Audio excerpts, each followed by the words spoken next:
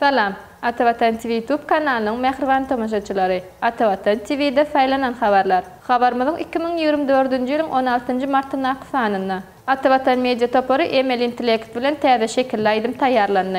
Rusiýada prezident saýlawlary üçin 3 günlük ses verişlik başlandy. McGregor 29 iyunda tutuluşyga çykyp bilerin. Messi meşhur Saud brendiniň ilçisi bolýaly habarlar size ýetirýär. Hormatly tamaşaçylarymyz, gelingini bolsa habarlarymyz bilen haf giňişleýin tanyşyp bolaly. Atavatan Media Toporu emel intellekt bilen täze şekillaydım tayarlandy. Türkmenistan atavatanım, yeşil bayrak şanım, gönlümde sonsuz sevgi, daima mutlu anım. Teknologiýanyň çat tepkini ösýän döwrüne emel intellekt ýa-da emel aň teknologiýasyna bolan gyzyklanma has artdy. Atavatan Media Toporu şu wagt bir tarapdan emel intellekt öwrenýär.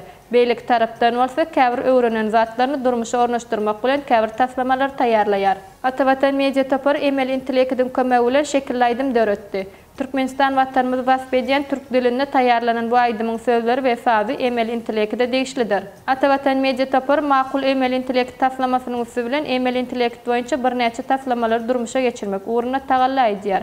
Bu taslamalar bilen ýaşlarda emel intellekte höwes döretmek hem göz öňüne tutulanlar. Täze döredilen şekillaydım Atavatan TV YouTube kanalyna tomaşaçylara ýetirildi. Şeýle hem ýakyn wagtda atavatan.tv.com saýtynda hem ýerleşdirilýär. Bundan başga da makul sözleň bazasynda bolan sesler ulanylyp, emel intellektiň üstü bilen türkmen ýaşlaryna iňlis dilini öwredýän ýuridik gysga gepleşikler taýýarlanýar. Rusiýada prezident saýlawlary üçin 3 günlük ses verilişik başlandy. Şu gün Rusiya Federasiýasynyň prezident saýlawlary üçin 3 günlük ses verilişik badaly galdy.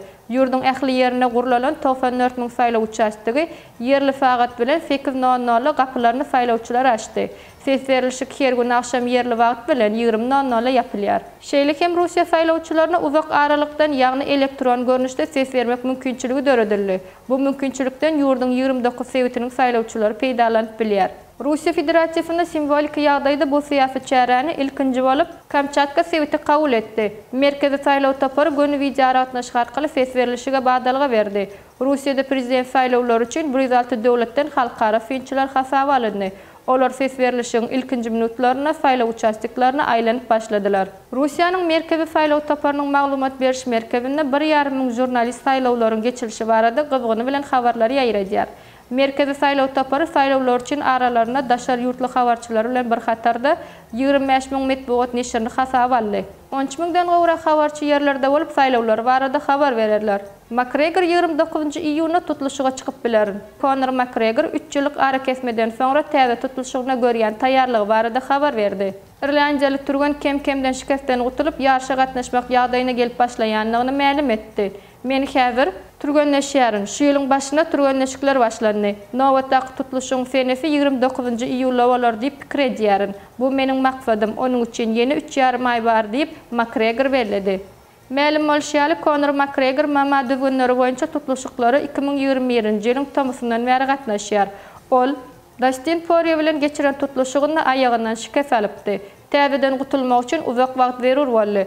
Conor McGregor'ın nowatdaky bäsdeşiniň Michael Gentler bolmagyna garaşylýar. Messi meşhur Saud brendiniň ilçisi boldy. Häzirki wagtda Amerikanyň Birleşen Ştatlarynyň Inter Miami toporuna çykyş edýän Argentina ýyldyzy Lionel Messi Saud Arabistanyň meşhur taýýar egin eşikler brendiniň ýüzü boldy. Bu kampaniýa ýokary hili eşik we aksesuarlar öndürýär.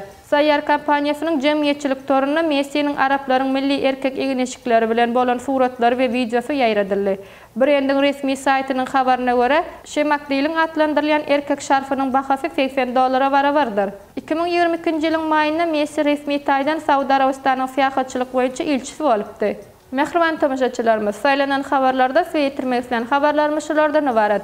Gepleşiklerimiziň endiki sanyna görüşýänçe hoş sag bolun.